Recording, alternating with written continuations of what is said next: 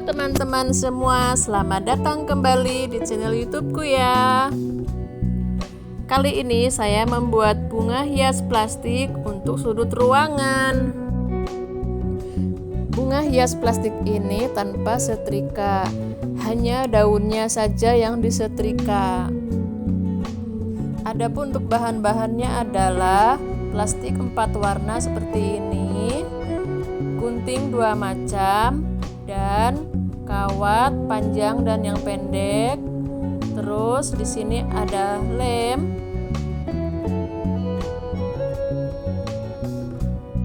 setrika untuk daunnya saja ya, dan korek atau lilin,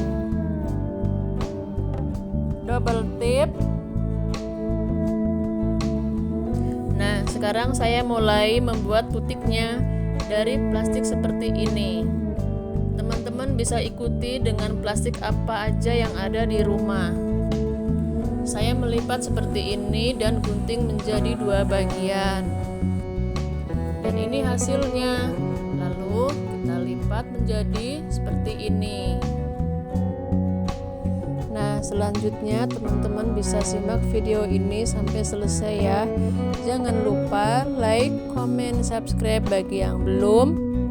Dan jika video saya sangat bermanfaat, silahkan di-share ke medsos kalian semua ya teman-teman.